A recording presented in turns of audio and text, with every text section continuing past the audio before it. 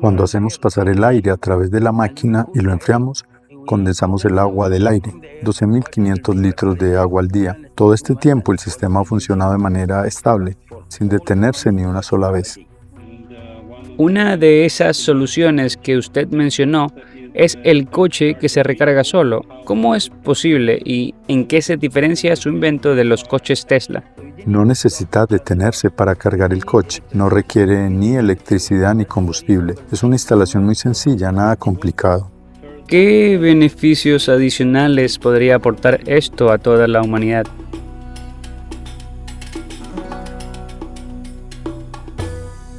Doctor Adnan, buenos días.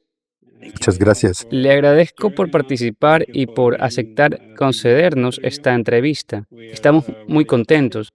Queridos espectadores, el doctor Adnan Fahad Al-Ramzani Al-Naimi es un destacado inventor, ingeniero e innovador catarí que ha hecho una contribución significativa al desarrollo de tecnologías avanzadas e innovaciones.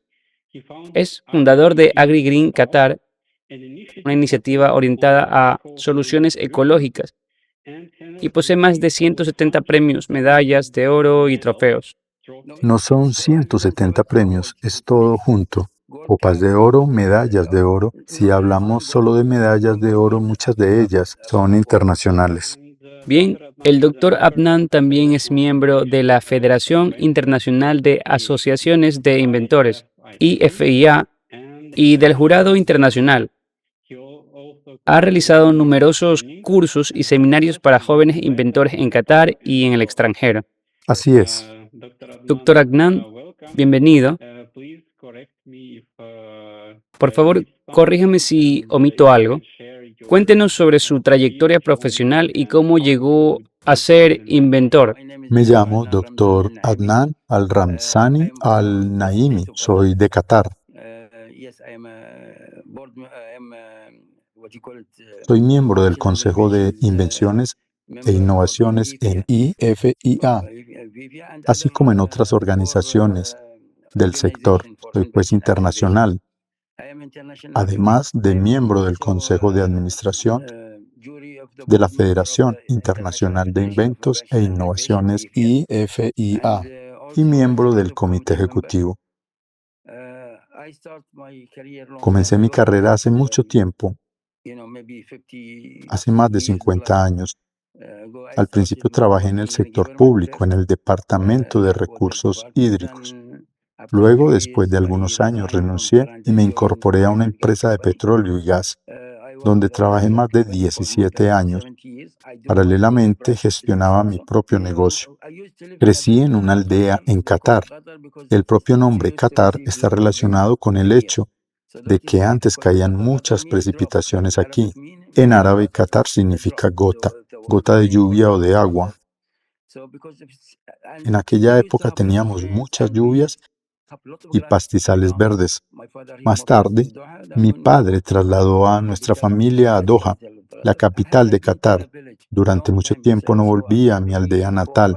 Pasados 4 o 5 años regresé y me quedé impactado al ver un paisaje desértico.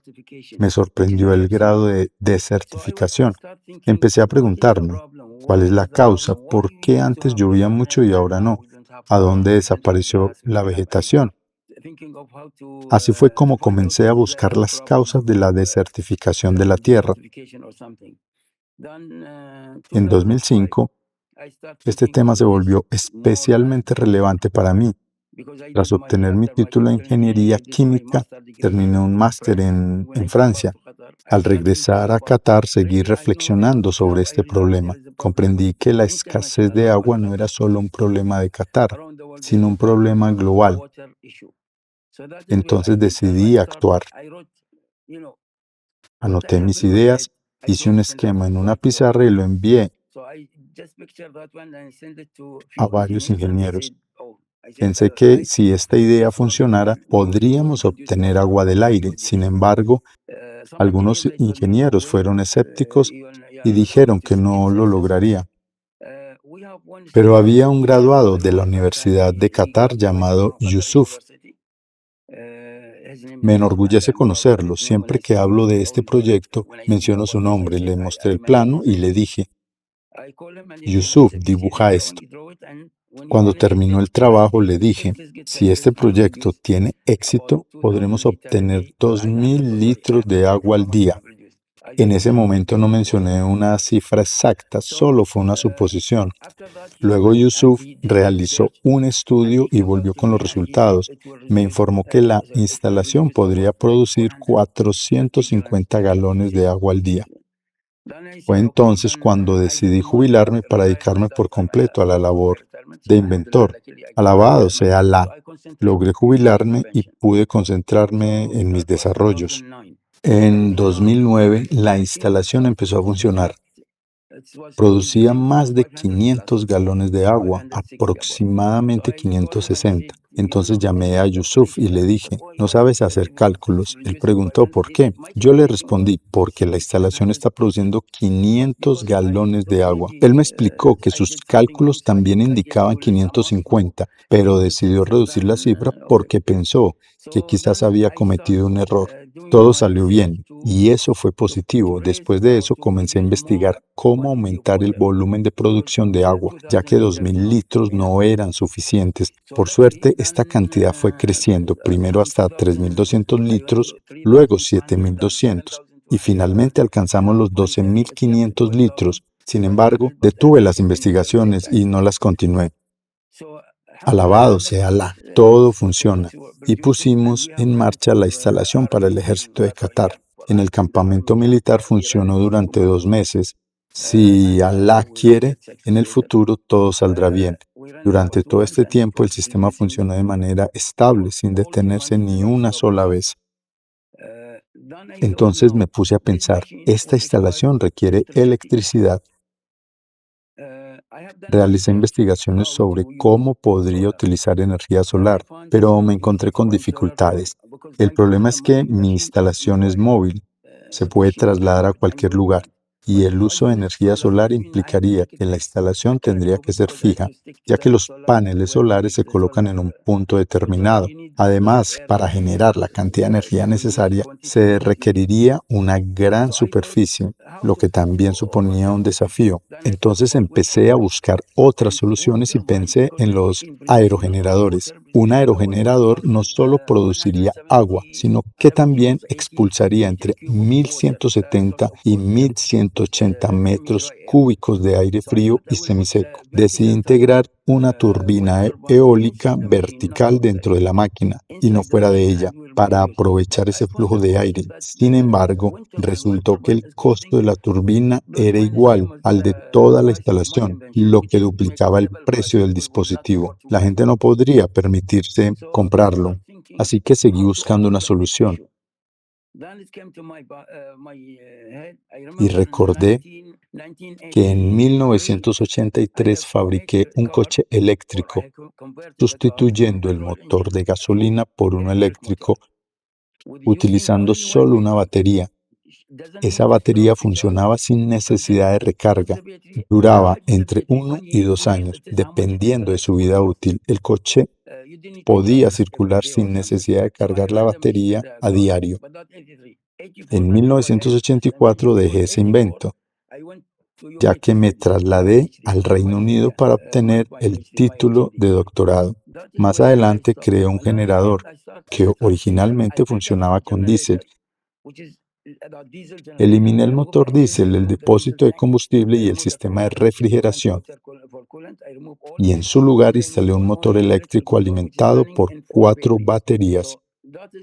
Así logré reducir los costos operativos de mi instalación. Además, prácticamente no requiere mantenimiento. Lo único que podría necesitar ser reemplazado son los filtros de aire, pero son muy económicos y basta con cambiarlos en lugar de limpiarlos. El generador en sí es barato, no necesita reparaciones frecuentes. Quizás solo sustituir una correa o algo menor.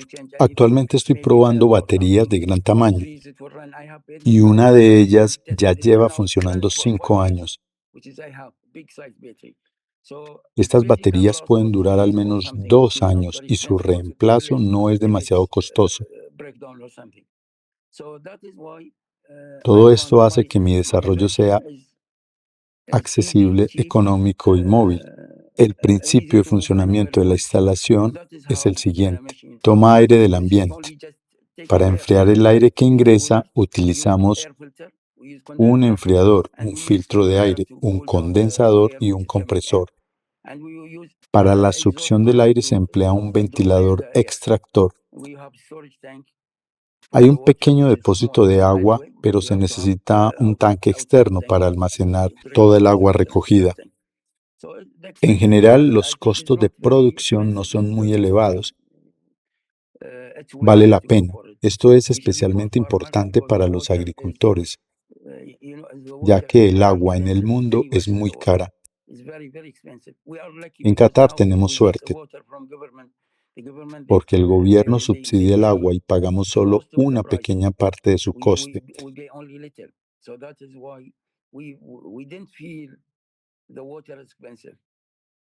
Sin embargo, si tuviéramos que pagar el precio completo, la gente se daría cuenta de lo cara que es realmente el agua. Ahora simplemente no percibimos su verdadero valor, ya que el gobierno cubre la mayor parte de los gastos. Muchas gracias por compartirlo. Es muy interesante y ya tengo algunas preguntas. Por supuesto, La primera pregunta, ¿podría describir con más detalle cómo exactamente su máquina produce agua a partir del aire? bien, construí un armazón para esta máquina. Es necesario para colocar todo el equipo en un solo lugar. El armazón está hecho de acero inoxidable para evitar la corrosión y todos los depósitos donde se recoge el agua también están fabricados de acero inoxidable. Al principio del sistema hay un filtro de aire de gran tamaño y además un filtro pequeño destinado a proteger los condensadores de la suciedad. Hay un condensador para enfriar el aire entrante y un extractor que en realidad aspira el aire hacia el interior de la máquina. La instalé en la parte trasera de la máquina, pero no es una ventilación forzada. El sistema extrae la humedad del aire de forma natural al pasar por la máquina. También hay un compresor similar al de un aire acondicionado convencional, pero mucho más grande. Es un compresor de freón que enfría el aire que lo atraviesa. En general es una instalación muy sencilla, nada complicado. Todo es extremadamente simple. Por supuesto, aumenté su tamaño al doble para poder obtener 12.500 litros de agua al día. Para eso, se necesita una máquina de tales dimensiones, 2 metros por 3 o 3.5 metros. La altura es un poco menos de 3 metros y el ancho es de 2 metros. Gracias a esto, la máquina puede instalarse en un camión y transportarse a cualquier lugar. Es un camión pequeño y corriente. Se puede cargar la instalación y llevarla a cualquier sitio. Incluso en mi patente se especifica que es una instalación móvil, no estacionaria. Usted ha dicho que ahora esta instalación puede producir hasta 5.000 litros de agua al día, ¿verdad? No, 12.500. 2.500. Sí. Inicialmente el dispositivo producía 2.000 litros, luego 3.200, después del segundo intento 7.200 y ahora ya son 12.500. Si aumento las ventas posiblemente pueda producir aún más. No estoy seguro ya que no lo he probado, pero es muy probable que sí, puede que logremos producir una cantidad mayor.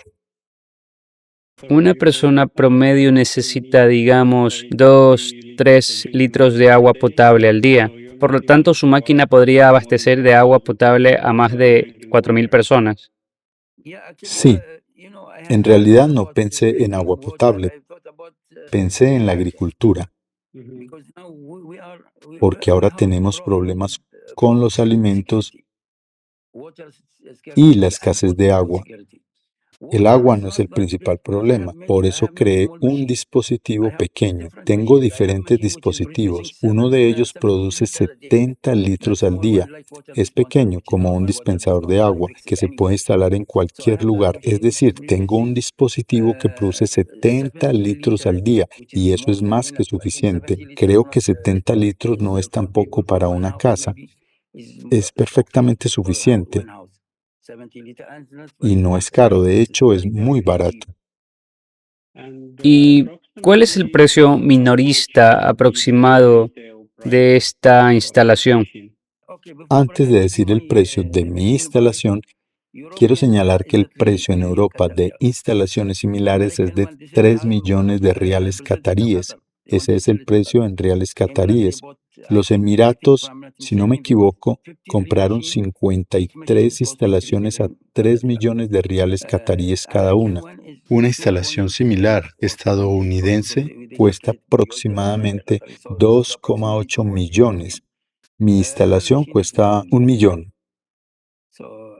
Es decir, 3 de mis instalaciones equivalen al coste de una europea o estadounidense y producen la misma cantidad de agua. Mi máquina produce 12.500 litros, mientras que la suya 10.000 litros, así que más o menos es lo mismo.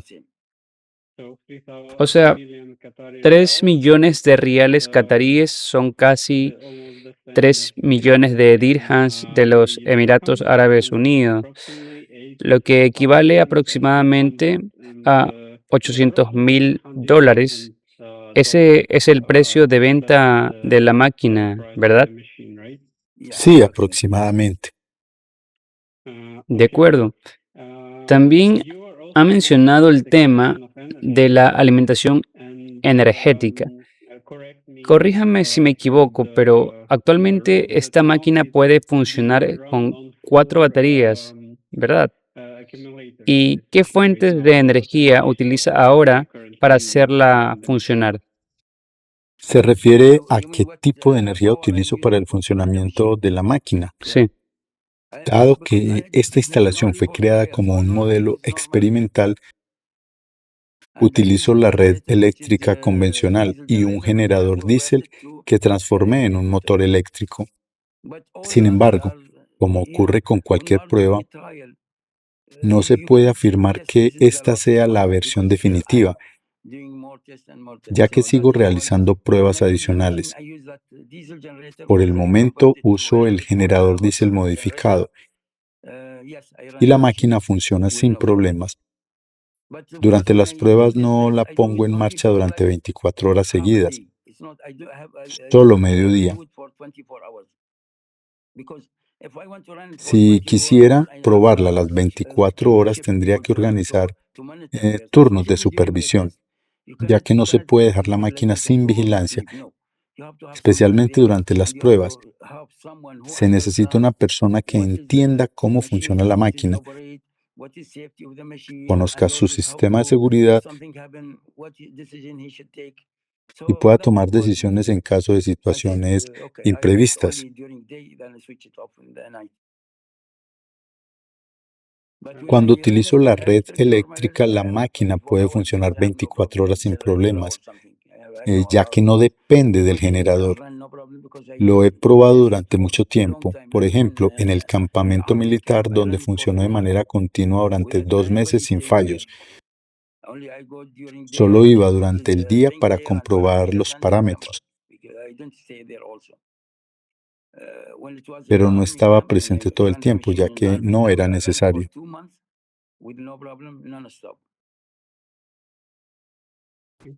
bien. Quisiera aclarar si entiendo correctamente cómo funciona. El dispositivo toma aire de la atmósfera, luego lo enfría, lo que provoca la condensación y se genera agua.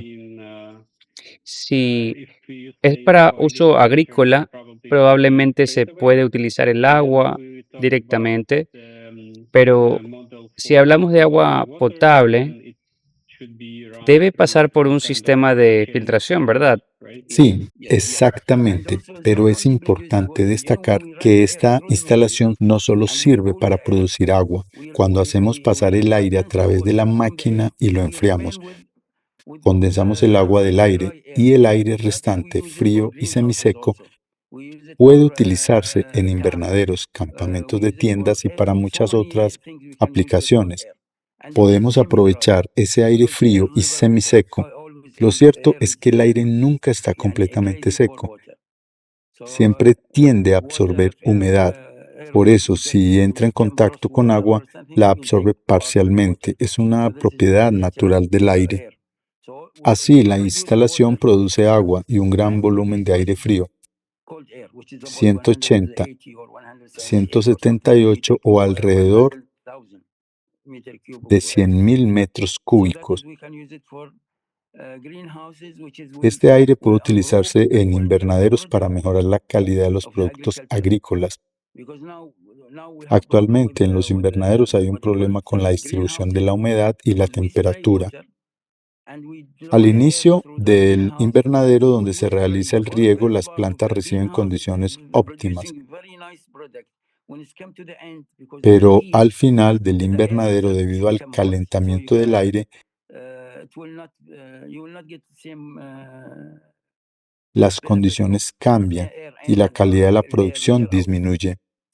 Mi instalación resuelve este problema. Usted ahorrará el agua que se utiliza para el riego del invernadero, así como el recurso de la máquina que impulsa el aire para la pulverización de agua. Esto permitirá reducir considerablemente los costes, especialmente para los agricultores. Entiendo. Y un punto importante más, hablamos de la reducción de los costes de electricidad. La instalación genera electricidad gratuita, lo que aporta beneficios adicionales. Produce su propia energía eléctrica, lo que ayuda a ahorrar en los gastos de electricidad. Esto hace que la instalación sea aún más rentable y económicamente eficiente. Bien, gracias. Gracias a usted. Usted también mencionó los problemas relacionados con el cambio climático, la desertificación y la escasez de agua. El año pasado, el equipo de Alatra estuvo presente en la COP29 en Bakú, Azerbaiyán. Un año antes participamos en la COP28 en Dubái, Emiratos Árabes Unidos, así como la COP16 en Riad, Arabia Saudita, donde se abordó el problema de la desertificación. Para nuestros espectadores que quizás no lo sepan, este es un problema grave, no solo para Qatar, sino para todo el mundo. Cada año las Naciones Unidas celebran esta cumbre para encontrar soluciones en la lucha contra el cambio climático y la desertificación. Y es precisamente aquí donde el invento del doctor Adnan puede ser útil tanto para la agricultura como para las personas. Hay otra cuestión importante. Presentamos un informe sobre la contaminación del océano por plásticos. El tamaño de las islas de plástico ya es comparable al territorio de Estados Unidos y Australia juntos. Y esto nos afecta a todos. El plástico no se disuelve en el agua, sino que se descompone en micro y nanoplásticos. Actualmente los científicos están seriamente preocupados por el hecho de que las partículas de nanoplásticos se encuentran en todas partes, en los peces, en los animales, en el cuerpo humano, en el agua, en los glaciares, literalmente en todos lados. Y la pregunta es, ¿puede su instalación filtrar partículas de nanoplástico durante su funcionamiento? No, mi máquina no filtra nanoplásticos, pero hablando del océano, sí puede protegerlo de la salinidad excesiva y del sobrecalentamiento. Antes, cuando éramos niños, podíamos simplemente entrar al mar y pescar junto a la orilla. Ahora hay que ir en barco mar adentro, porque el agua se calienta mucho y su salinidad ha aumentado considerablemente. Por eso casi no quedan peces cerca de la costa. Esto está muy relacionado con el funcionamiento de las plantas desalinizadoras, que requieren grandes costes. No se puede prescindir de ellas porque el agua es necesaria, pero son una catástrofe para el medio ambiente. Es decir, contaminan el aire y el agua, y no solo esto. Por lo tanto, si se utiliza mi instalación, así como tecnologías europeas y estadounidenses similares, aunque sean más caras, esto permitirá preservar el medio ambiente, proteger el océano y reducir el impacto negativo de las plantas desalinizadoras. Además, esto está directamente relacionado con la seguridad alimentaria y el suministro de agua. Actualmente estamos ante una situación crítica en la producción de agua dulce. El agua salada concentrada se vierte de nuevo al mar, destruyendo el ecosistema. Y además, ¿saben? Existe el problema de la energía nuclear, es decir, de las plantas que producen combustible nuclear. Para su refrigeración utilizan agua de mar, que luego también se devuelve al océano. Estoy seguro de que hay fugas de partículas radiactivas, como compuestos de uranio, que terminan en el agua que bebemos. Aunque su concentración sea baja, a largo plazo esto puede provocar consecuencias graves, incluyendo enfermedades oncológicas. No soy médico y no puedo afirmarlo con certeza, pero desde un punto de vista lógico, este impacto es bastante posible. El uso de mi instalación resuelve varios problemas a la vez. Protege el medio ambiente, el agua y el aire. Debemos pensar no solo en mi invento, sino también en otros desarrollos innovadores, incluso si parecen costosos. Hay que recordar que la vida humana no tiene precio. El tratamiento de enfermedades causadas por problemas medioambientales es mucho más caro que la implementación de tecnologías limpias.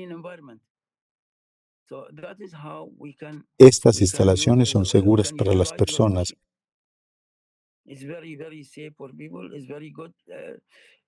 y en realidad su coste es bajo en comparación con los gastos médicos que son muy altos. De acuerdo, muchas gracias. De hecho, quizás no todos nuestros espectadores sepan que las plantas desalinizadoras se utilizan ampliamente en los Emiratos Árabes Unidos. Hasta donde tengo entendido, la mayor parte del agua en el país se produce precisamente mediante la desalinización del agua de mar. Sin embargo, como usted ya ha mencionado, este proceso tiene sus desventajas. A pesar de que el agua residual se considera segura, se vierte de nuevo al océano, lo que puede afectar al ecosistema marino, especialmente a los peces. Usted ya ha hablado de las ventajas de su dispositivo, incluyendo su capacidad para proteger el océano del sobrecalentamiento y del aumento de la salinidad. El equipo de LATRA y nuestra presidenta Marina Ovtsinova presentaron los resultados de una investigación en la COP29 en Bakú. Propusimos que si instalaciones como la suya, doctor Adnan, se implementaran en todo el mundo, esto podría reducir el exceso de humedad en la atmósfera, disminuir la probabilidad de tornados, tifones y huracanes, así como tener un impacto positivo en el clima, especialmente en la península arábiga.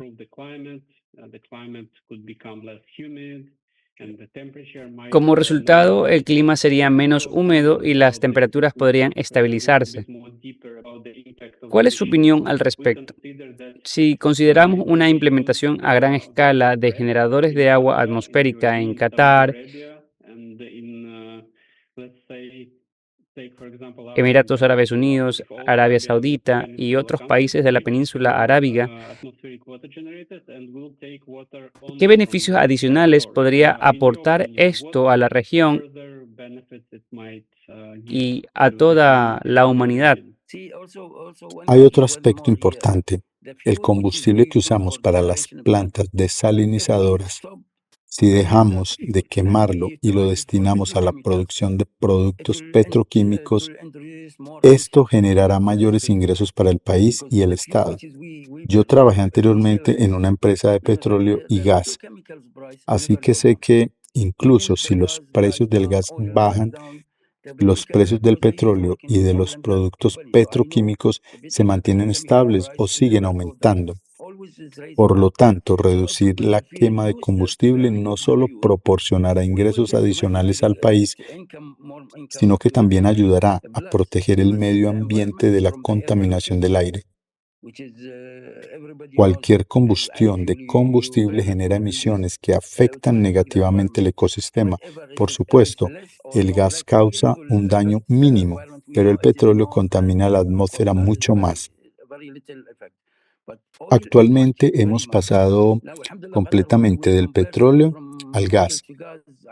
Si mal no recuerdo, esto ocurrió a finales de los años 70 o principios de los 80, aunque no puedo decir la fecha exacta.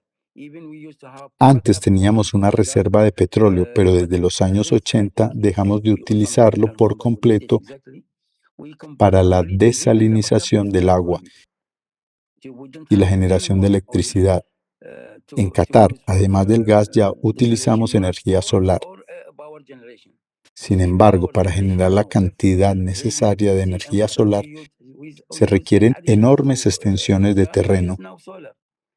Ahora, si pensamos en mi segundo invento, que en realidad es nuestro tercer desarrollo para la generación de electricidad, es una instalación muy grande destinada a producir una cantidad significativa de energía, por lo que necesitamos más ingenieros para la investigación, el diseño y otras tareas. Este proceso no puede ser llevado a cabo por una sola persona. Necesitamos un equipo que realice estudios serios para entender hasta dónde podemos llegar en la generación de electricidad. Esto ayudará a proteger el medio ambiente, los recursos hídricos, el aire, garantizar la seguridad alimentaria, reducir la escasez de agua y ahorrar en muchos otros aspectos. Debemos reflexionar seriamente sobre esto. Volviendo a su dispositivo, doctor Adnan, usted ya ha mencionado su amplio uso práctico y numerosas ventajas, incluyendo la capacidad de generar electricidad. Sin embargo, es natural que los ecologistas se pregunten qué desventajas tiene su dispositivo.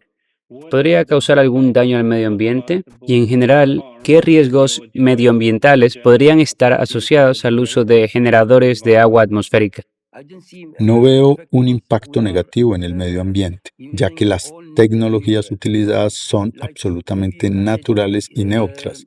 Solo podría mencionar dos posibles aspectos: la eliminación de las baterías después de 3 o 4 años de uso y una posible fuga de gas del compresor. Pero incluso los aires acondicionados domésticos pueden tener fugas en sus compresores. Los fabricantes de baterías ya proporcionan instrucciones para una eliminación segura.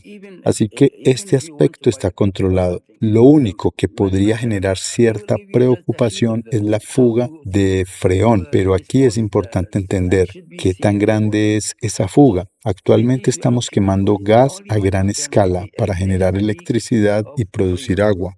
Eso es mucho más perjudicial para el medio ambiente que pequeñas fugas en un compresor. Si además uno necesita aire frío, por ejemplo, para invernaderos, normalmente hay que pagar un coste adicional, ya sea por la generación o por el suministro de un mayor volumen de aire refrigerado.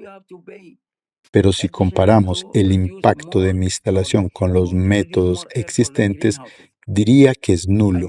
Absolutamente nulo, porque en comparación con lo que ocurre ahora es simplemente insignificante. El compresor de mi dispositivo contiene una cantidad muy pequeña de gas. Un compresor utiliza un volumen comparable al de un pequeño cilindro, quizá 2 o 3.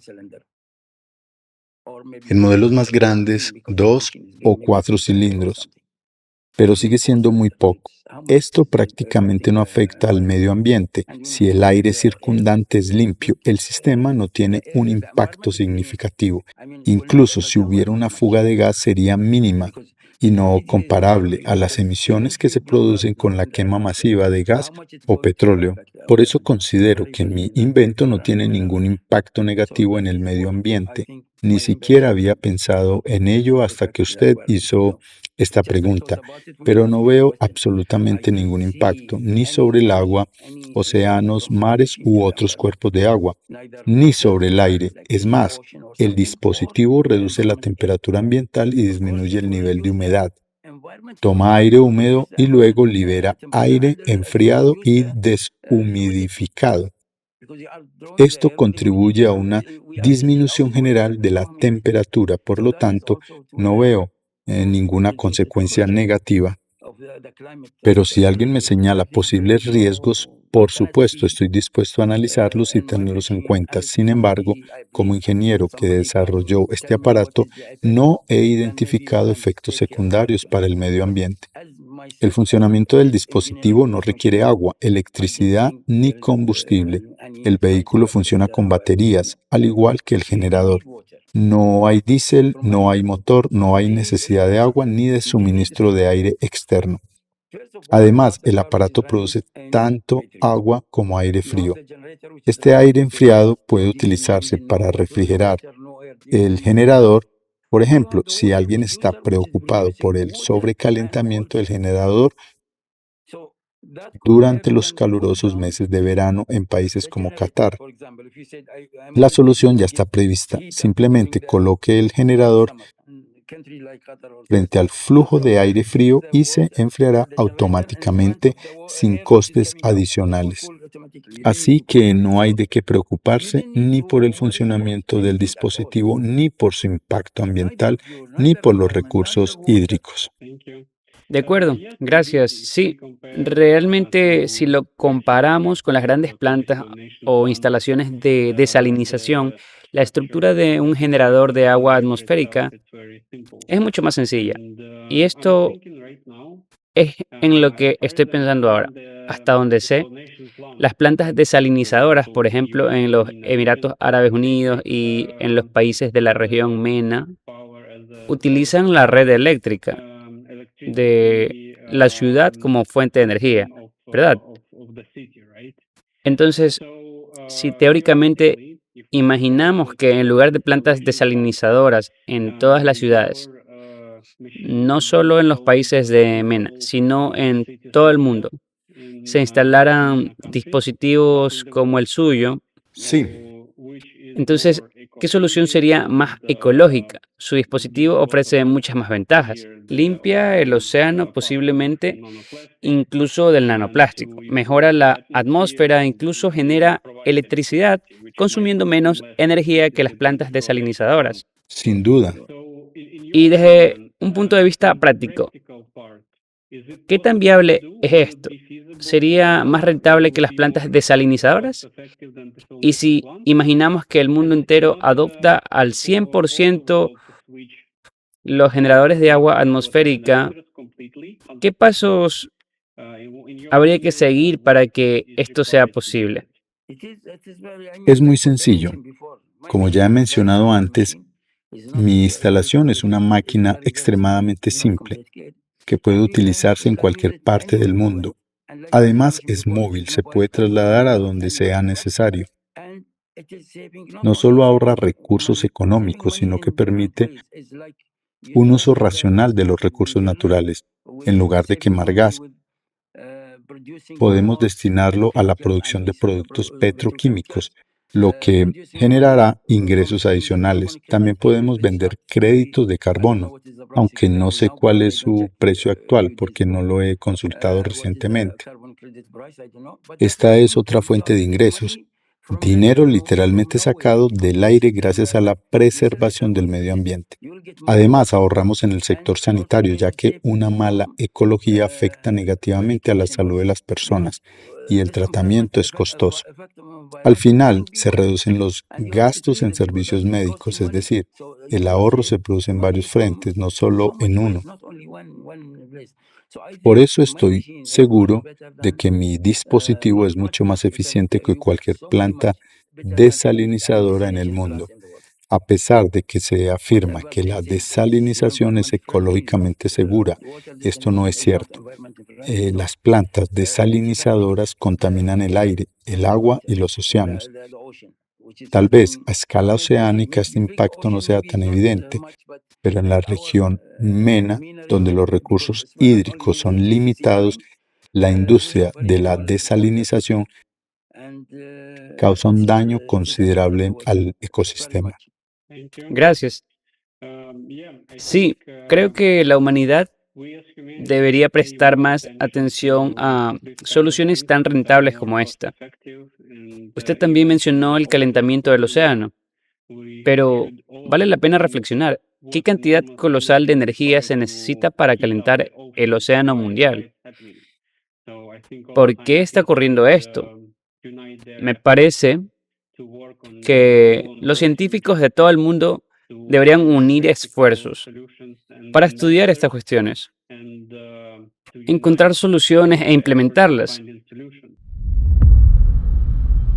Los descubrimientos científicos no siempre empiezan con un «Eureka!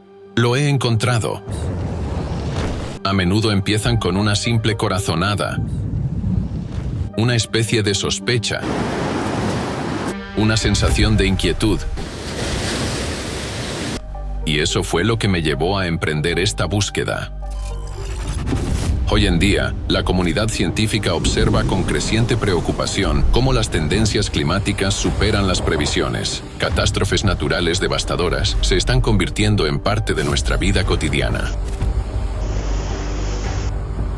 La causa reside en el calentamiento sin precedentes del océano. En esencia, es una guerra no declarada contra la humanidad. El ritmo de calentamiento del océano mundial se ha duplicado en los últimos 20 años. En 2024, la temperatura de la superficie de los océanos alcanzó su máximo histórico. La combinación del aumento de la temperatura y el incremento del contenido de vapor de agua en la atmósfera provoca una mayor inestabilidad. Los modelos científicos actuales, en presencia de aumentos continuos de los gases de efecto invernadero en la atmósfera, no predicen esta amenazadora aceleración. ¿Qué es lo que está provocando este fuerte aumento de la temperatura, si ya se han tenido en cuenta todos los factores conocidos? Por primera vez será revelado. Como un factor antropogénico, previamente no considerado, impulsa el aumento de la temperatura del océano mundial.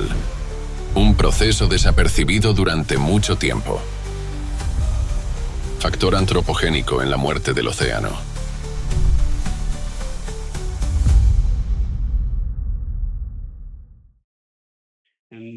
Una de esas soluciones que usted mencionó es el coche que se recarga solo. Usted dijo que funciona con una sola batería. ¿Podría explicar con más detalle a nuestros espectadores cómo es esto posible y en qué se diferencia su invento de los coches Tesla? De acuerdo. Creé ese automóvil en 1983, mucho antes de la aparición de Tesla. Por supuesto, los coches eléctricos ya existían desde la década de 1940. Y entonces pensé, si en aquel tiempo la gente ya consideraba este tipo de tecnologías, ¿por qué no intentarlo yo también? Más aún hoy en día, cuando tenemos muchas más posibilidades para desarrollarlas. La historia es la siguiente. Tenía un coche que sufrió un accidente y pensé, en lugar de simplemente repararlo, ¿por qué no usarlo para experimentos? Al fin y al cabo ya estaba dañado y no podría estropearlo más. Y eso fue lo que hice. Durante unos trabajos de soldadura, accidentalmente quemé el asiento trasero. El coche en sí quedó intacto, pero el interior sufrió daños. Entonces quité el motor, retiré el radiador, compré un motor eléctrico y lo instalé, fijándolo a la caja de cambios. Por supuesto, aquel coche era muy diferente a los actuales, ya que la tecnología ha avanzado mucho desde entonces. Hoy en día no hay acciones mecánicas, ni siquiera automáticas. Basta con mover ligeramente una palanca o tocar una pantalla táctil, pero en aquel entonces todo era diferente, no sabía cómo manejar un coche con motor eléctrico. Y pensé, ya he montado el coche, he instalado el motor eléctrico, ahora debo probarlo. Así que lo conduje en una pequeña ciudad y efectivamente el coche se movía. Logré alcanzar una velocidad de 60 kilómetros por hora, pero luego dejé ese coche porque me fui a estudiar al Reino Unido. Cuando regresé, descubrí que en el trabajo tenía más responsabilidades, no tenía tiempo libre y dejé de dedicarme a eso. Pero en 2005 empecé a pensar en la escasez de agua. Luego me di cuenta de que también había un problema con la electricidad y pensé en lo bueno que fue haber creado un coche que funcionaba con batería. ¿Para qué se necesita una batería? Los generadores diésel no pueden funcionar con baterías. Empecé con un generador de 12 kilowatts, luego aumenté la potencia a 24 kilowatts y en la última versión alcanzó los 80 kilowatts. Realicé muchas pruebas y con bastante éxito. Puse en marcha este generador en mi taller, pero solo lo usé para pruebas, apagándolo de vez en cuando. Cuando iba a revisar la instalación, conectaba parte de la energía al coche para ver cómo funcionaba. Y alabado sea Alá, todo funcionaba bien, aunque era un modelo experimental. Necesito continuar trabajando en el sistema de alimentación del coche y equiparlo con tecnologías modernas. No puedo permitirme comprar un Tesla, desmontarlo y estudiar su estructura, pero si tuviera los recursos, eso es exactamente lo que haría. Entender por qué no pueden usar menos baterías. ¿Por qué es necesaria la recarga de la batería? En un coche convencional esto no es necesario. La batería funciona durante un año o año y medio, dependiendo de su vida útil.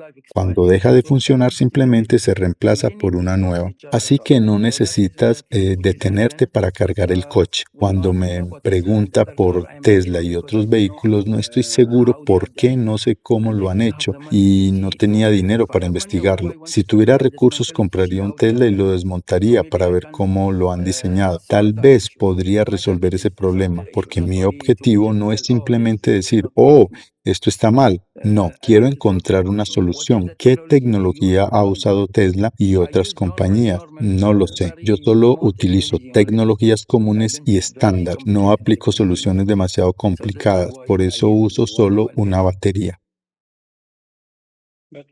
Usted mencionó un dato muy interesante. Los coches eléctricos autorrecargables ya se desarrollaban en los años 1900 o 1920. Sin embargo, por alguna razón, esta tecnología fue olvidada durante mucho tiempo. Y luego, de repente, volvimos al tema de los coches eléctricos. Y lo más sorprendente es que su automóvil funcionaba con Una sola batería. una sola batería y podía alcanzar los 60 kilómetros por hora. Así es. Entonces, si entiendo bien, no requería fuentes externas de electricidad para recargarse, se recargaba solo. Sí, un coche autorrecargable. Y además tenía una batería estándar, ¿verdad? Una batería común como la de cualquier automóvil. No cambié nada. Además, presenté este coche en la exposición hecho en Qatar el año pasado. Pero por supuesto, en la exposición no podía conducirlo, así que simplemente llevamos el coche, lo colocamos en el stand y lo dejamos allí. No lo puse en movimiento, pero demostré el funcionamiento del motor y de la propia batería, y no reemplacé la batería. Tampoco cambié la caja de cambios, simplemente conecté el motor eléctrico a la caja de cambios estándar. Sin embargo, fue necesario modificar la carrocería, en particular los puntos de fijación del motor. Los soportes estándar no son adecuados para un motor eléctrico, por lo que tuve que diseñar e instalar nuevos soportes. El coche no requiere recarga, no necesita refrigeración por agua. La única excepción es la caja de cambios, que necesita líquido refrigerante porque funciona con aceite. Esto es especialmente relevante para las cajas de cambio automáticas, que requieren un radiador para enfriar el aceite. Además, el aire acondicionado también necesita refrigeración, ya que su cámara de condensación se calienta mucho y necesita ser enfriada con aire. Sin embargo, en este coche, el agua solo se utiliza para estos dos fines: enfriar la caja de cambios y el aire acondicionado. No se necesita ni combustible, ni diésel, ni nada más. Doctor Adnan, ha tocado un tema muy importante. ¿Por qué no utilizamos los descubrimientos y tecnologías para el beneficio de la humanidad? ¿Por qué no los desarrollamos y en cambio nuestra economía global funciona como un iPhone, donde cada nuevo modelo se diferencia solo por una cámara un poco mejor y una batería ligeramente más potente? Es bien sabido que hace décadas e incluso quizás siglos ya se habían desarrollado los llamados generadores sin combustible, dispositivos que utilizan principios físicos alternativos para generar energía. Sin embargo, la economía mundial sigue dependiendo de los combustibles fósiles y este círculo parece cerrado. Por otro lado, existen muchos científicos talentosos como usted, doctor Adnan, que están desarrollando tecnologías revolucionarias, pero si estas se implementan a gran escala y se renunciara a los combustibles fósiles, esto podría llevar al colapso del sistema económico actual. Tal vez el problema sea mucho más profundo de lo que se debate a nivel de la ONU. Quizás su solución requiere la participación de toda la humanidad, la unificación del potencial científico y la búsqueda conjunta de una alternativa. Nos encontramos al borde de una elección global, en una encrucijada histórica, donde cada uno debe aportar para que esta transformación de la humanidad se haga realidad. Y para concluir nuestra conversación, doctor Adnan, ¿con qué desafíos se enfrenta usted como inventor? ¿Y cómo considera usted que debe desarrollarse nuestra civilización para avanzar y sobrevivir en el futuro? Creo que nuestro principal problema es la mentalidad de las personas con las que tratamos. No piensan como nosotros. Le daré un ejemplo. En algunos países, especialmente en Europa, se ha implementado un impuesto sobre las emisiones de CO2.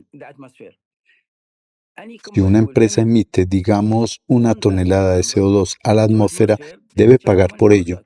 En un país, por ejemplo, este impuesto asciende a $40 o 40 euros por tonelada de CO2. Algunos gobiernos exigen que las empresas realicen la captura y almacenamiento del CO2, pero muchas no lo hacen porque la ley no las obliga. Las empresas, por su parte, solo están interesadas en obtener beneficios, no en proteger el medio ambiente. Incluso cuando sus representantes participan en cumbres climáticas como la COP, simplemente aplauden a los ponentes, escuchan los informes, pero al regresar a casa muchas veces tiran toda la documentación sin siquiera leerla, porque la responsabilidad ecológica implica costes adicionales.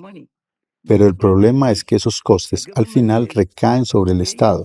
Las empresas obtienen beneficios, pero las consecuencias de sus actividades las paga la sociedad. Si la gente sufre por la contaminación, se les trata con fondos públicos, lo que representa un gasto adicional que no asume el sector empresarial, sino el gobierno. Por eso, no.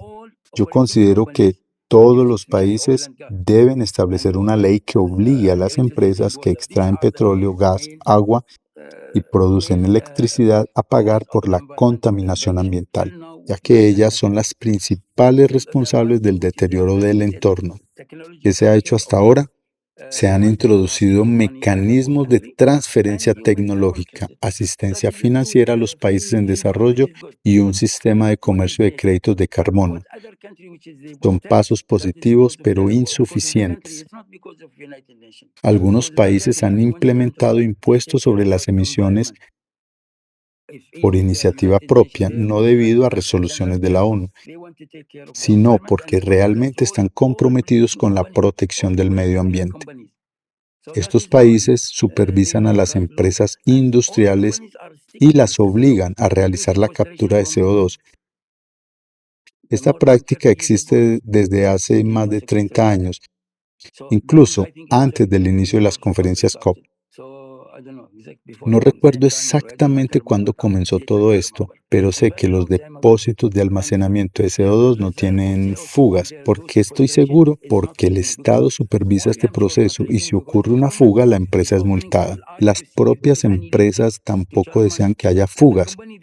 Controlan el proceso aún más estrictamente porque no quieren pagar sanciones. Por eso, este sistema funciona. Las empresas deben obedecer al Estado, no al revés. Pero hoy ocurre lo contrario. La empresa entrega dinero y pregunta, ¿y ahora qué? El Estado acepta el dinero, pero nada cambia. Eso está mal. ¿Qué se puede hacer? Se necesitan decisiones correctas a nivel más alto. Pero lamentablemente pocas personas reflexionan sobre esto. El problema está en la mentalidad. Debemos educar a las personas desde la escuela, explicarles desde la infancia qué es el medio ambiente y cómo debemos protegerlo. Alá es misericordioso, doctor Adnan. Muchísimas gracias por esta maravillosa conversación. Sus palabras son un cierre perfecto para nuestro encuentro. Espero que nuestros espectadores reflexionen sobre lo que usted ha compartido. Estoy seguro de que nos ve gente inteligente y que sacará conclusiones, pero lo más importante, pasarán a la acción y se sumarán a los esfuerzos de inventores, científicos y voluntarios de Alatra y del proyecto Sociedad Creativa. Doctor Adnan, muchísimas gracias. Los científicos deben continuar con su labor. Si logran que sus descubrimientos sean más comprensibles para la gente, será un gran paso adelante. Valoro mucho su trabajo. Sé que se esfuerzan enormemente, pero necesitamos redoblar estos esfuerzos. Sí, es la voluntad de Alá. Muchísimas gracias. Gracias a ustedes. Gracias, queridos espectadores. Cuídense mucho. Muchas gracias. Cuiden nuestro planeta. Gracias. Valoro mucho su tiempo. Muchas gracias.